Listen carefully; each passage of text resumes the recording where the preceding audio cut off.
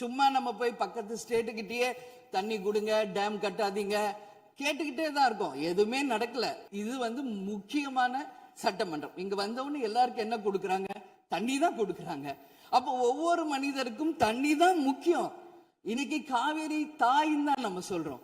ஒரு தாயின் ஒரு குழந்தைக்கும் எப்படி தாய்ப்பால் இன்றியமையாதோ அது பாருங்க அத்தனை பேரும், அது விவசாயிகளா இருக்கட்டும், குடிமக்களாக இருக்கட்டும், இங்கு மிக முக்கியமானது குடிதண்ணீர். நீரின்றி அமையாது இவ்வுலகு. அதனால முதல்வர் அவர்களே, உங்களை நான் கேட்டுக்கிறது, எப்படி மின் மிகை மாநிலமாக தமிழகத்தை உருவாக்கணுமோ அது மாதிரி மின் மிகை நீர் மேலாண்மையை நாம் நிச்சயம் உருவாக்க வேண்டும் என்று கேட்டுக்கொள்கிறேன். மழை நமக்கு ஒரு கொடை, கடவுள் கொடுத்தது.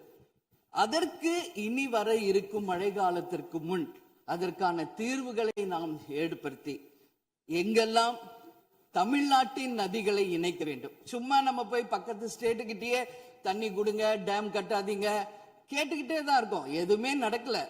அதனால சொல்றேன், தன்னிறைவு மிக்க மாநிலமாக நம் தமிழ்நாடு உருவாக வேண்டும் என்று மாண்புமிகு முதல்வர் அவர்களை நான் கேட்டுக்கிறேன். புரட்சி கலைஞர் கேப்டன் எதிர்கட்சி தலைவராக இருந்தபோது தமிழகத்தின் பிரச்சனைக்காக அனைத்து கட்சியும் ஒன்று திரட்டி டெல்லிக்கு சென்று பிரதமரை சந்தித்து தமிழக மக்கள் சார்பாக கோரிக்கை வைத்தார். அதுபோல் தேவைப்பட்டால் அனைத்து கட்சியையும் நீங்கள் ஒன்றாக அழைத்து சென்று தமிழக மக்களின் உரிமையை நிலையாக உறுதியாக நீங்கள் நிலைநாட்ட வேண்டும் என்பதை நான் கேட்டுக்கொள்கிறேன். எனவே தேசிய முற்போக்கு திராவிட கழகம் என்றைக்கும் தமிழ்நாட்டின் உரிமைக்காகவும் தமிழக மக்களின் உரிமைக்காகவும் உறுதியாக மேகதாதுவில் அணை கட்டக்கூடாது என்பதிலும் எந்த மாற்று கருத்தும் இல்லை.